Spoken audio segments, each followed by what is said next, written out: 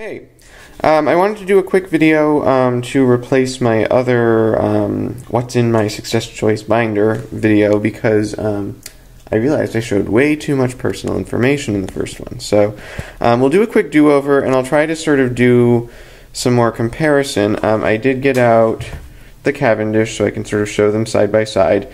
I very much love the Cavendish. I think it's an awesome organizer, and it's very practical in size, but I just found I was really running into the outer limits of what could fit in here. So I also realized that being in the United States and that everything is produced on basically office size 8.5 by 11 paper, that having something that accommodated that more easily would make my life a little bit easier.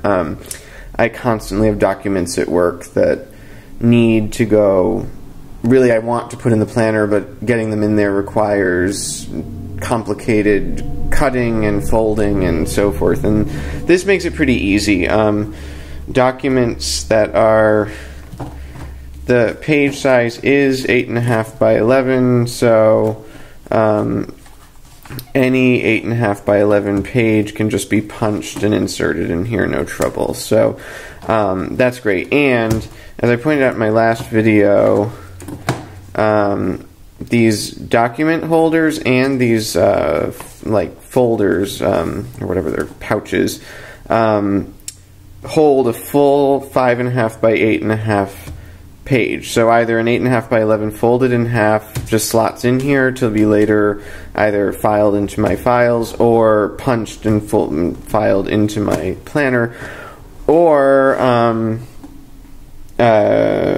so 8.5 by 11 folded in half, 5.5 by 8.5 just slots right in, no problem. So we'll start at the beginning. This is my little wallet I got from Daytimer. It actually fits personal size 2, and presumably it'll fit a full 8.5 by 11 planner as well. It looks like it will. It's quite handy. It's got 8 slots on the front, so in that regard it fairly well matches the Cavendish setup. And on the back it's got a gusseted pocket that I keep coin and bills in. So I had put the bills initially, whoops, that's zipped, behind this flap here, but I didn't really feel like that was very secure. There's also a card slot here, but I've not opted to use that. I tried putting a pad behind this, but the cover is so floppy, and the pad just kind of kept flopping all over the place, so I just pulled it out. Probably my only complaint about this planner is that it really doesn't have much structure to it. So I mean, it's really high quality and definitely looks like it will last forever, but it's hard. It's just, it doesn't have much structure to it, so it would be difficult to like hold this in a standing position and write into it because there's just so little stiffness to the covers. These were kind of handy for, I think, 13 bucks. Which seems a little expensive at the moment, really, to be honest. I got 2 of these vinyl pages that have a pen loop on them, and they came with the zebra pens. And these zebra pens, I think, cost about $4 each. So this is a mechanical pencil. I actually took, the one that it came with had a 0.5 lead, but I had a 0.7 one, so I dropped my 0.7, and I like that better because it doesn't break as easily. There's my dog. This is him when he was a baby. It's Rupert. And this is him with his brothers when he was probably like 9 months old or something. I love this professional photograph. I just popped my personal information sheet in here so it's kind of protected. In the personal size, I fairly frequently had to put reinforcers on this page, so I figured that getting it in vinyl is a good idea. These are some things to punch and insert in this planner. This is another thing. Whoops, my cards. I don't think you're going to get anything off of my health insurance card. So various business cards in these business card holders. I've got my A to Z. This is not completely filled in yet. I've been sort of working on it. I just put like behind F is financial. I have my credit card log, house expenses for tax purposes. I own a 2-family, so I have to keep track of what I spend on the house in general, not necessarily on my living unit, but anything I do outside. And then I also put in a work one, but I don't think I'll use that too much. These expense sheets would be really useful in their standard format if you did a lot of if you had a lot of expenses at work that you got your job to reimburse you on, or if you were self-employed and needed to really keep track of every penny for tax purposes. For me, I don't really have that much. I have some gift ideas, etc. This part is really, I have a lot of information to copy over, so I haven't really filled this in yet. The personal size planner has the A to Z index with 2 letters per tab. This has a separate page, has a separate divider for every single letter. So that's actually it increases the amount of tabs here, but I think it will actually make it easier to sort out my files, because it'll be, you'll get more directly into what you're looking for every time you flip. For the diary pages, I ordered this separately. This is the month on 2 pages. It comes with a month per page. I should have gotten one of those to show you the difference. I have the same setup in this one, so I'll get May and May. As you can see, like, the box size on this is way bigger. I've been able to make this one work, but I've really had to squeeze my handwriting down. This one, it's really much easier. The boxes are actually big enough to write most of what I need, so that's great. And I didn't backfill any of this. Sometimes when I switch diaries, I go back and fill in the old pages. I should probably just yank them out for space. There's no reason to keep all of May in here because, to be honest, I'm not. Yeah, I could probably pull those out. But anyway, this is what the day format looks like. This is today. I use the facing page for notes, journaling, stuff like that. It's set up to actually track your time, which would be really useful if you work in a position where you have to bill your time. And actually, I don't know if I can zoom. Not really. It has a column for hours and a column for tenths of hours, so that would be 6-minute increments. So like if you work in a law office or for a contractor or something, and you actually work on lots of different client matters every day, and you have to keep track of, you can put in the name or project, details of meetings, agreements, and decisions, and your time log. So if you actually use this all day at work, at the end of the month it would be fairly easy to go through and tally everything out.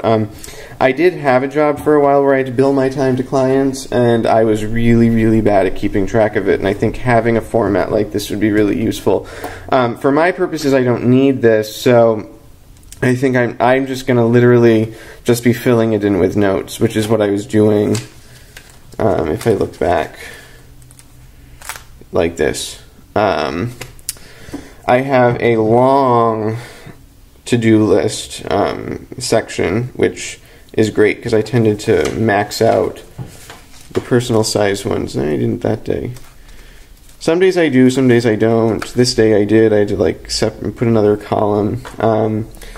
I have a separate area to put phone calls, which I'll probably also put emails, and I'll just use that as like contacts. And then I have an expense and reimbursement record. I don't know if this is really useful to me, so I'll sort of work on it, but I'm not clear that that's really going to be relevant in my life.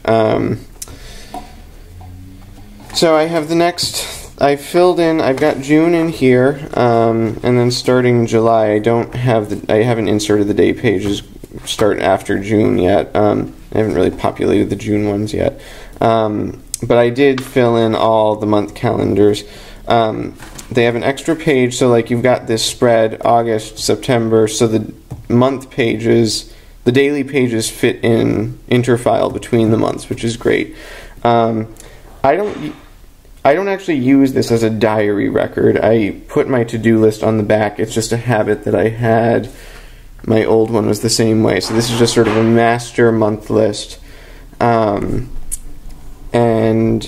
then you're supposed to put it on the front, but I never look at this face. This is the back side of the front of the month, and I grab the tab and I open like this, and then I flip one more to see my to-do list for the month. So I've got those through. This diary started in, I like that you can start any quarter with Daytimer. So I ordered April 2012 through the end of March of 2013. They gave me advanced planning calendars for the next few years. So I've got this grid shows the worldwide holidays, which is not particularly useful. This will be that I can just sort of, if anything past March that comes up that I need to deal with next year, I can just jot it into these lists. And I think that there'll be reasonable space for that use.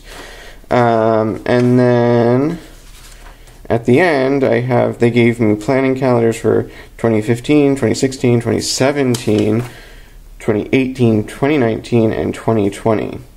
I can't even imagine what I'm going to need to be.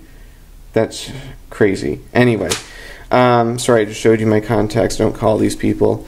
It has A to Z contacts. These pages are quite large, so I've actually found that just having the page tab has been enough for most letters. Some letters I've had to put a new page in between them, but and as we get towards the back, I've got one of these dock holders with stamps in it. Here's another dock holder, and then I just stuck these flags. I actually might move, I'm not sure, I might move these onto the page marker, just that they're closer to when I need them, but then they'll make the pages lumpy, so I might not. And this is a super sticky post-it, just like 2 or 3 of them. In the back, whoops. These clearly are not sticking very well anymore. In the back, I pulled that list pad out because it was also flopping around too much for my taste. I've got like a pocket back here. You can slot a checkbook here. I don't know if I'm going to do that or not, but that could be handy if you actually use your checkbook a lot. I do use my checkbook a fair. Well, actually, we have several checkbooks in the house, so that's why I don't have one here, because I use different ones for different purposes. But I've got another slot here that you can slot a card into. An elastic pen loop. Here's the other zebra pen on its slot-in pen loop thing. This is a ballpoint. I don't like how it writes that much. I might, next time I'm at Staples, I might buy myself a gel pen version of this. This is really does not want to stay here. I'll have to get some double-sided tape for these. And then there's the back. It is a great planner, and I really, Daytimer sells crud paper. I think Michael suggested that I try Franklin Covey. I don't love how their days are laid. They seem to have a lot of useless, there's like around all the boxes for lists, there's all this space that's tinted a darker color and harder to use. Maybe I haven't looked at all the formats, but anyway, I'm going to be using this until next year anyway because I've already bought it. I love the formats, not too crazy about the paper, but at any rate. The other thing I really like about this that probably isn't important to everybody, but as far as I can tell, almost everything in here came from Daytimer. I think everything did come from Daytimer. The binder itself is made in the U.S. of U.S. source materials, and the entire contents are made in the U.S. as well.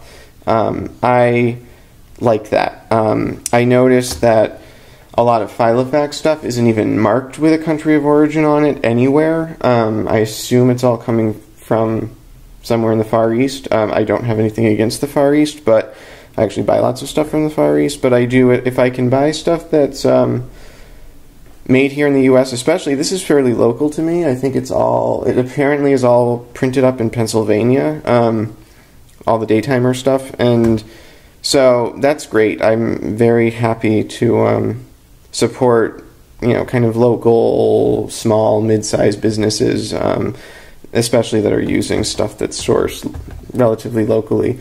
I just wanted to show you, based on Neil's excellent video on the subject, I stopped and bought an ARC notebook yesterday. It's just got this plain paper. I did do a quick paper test with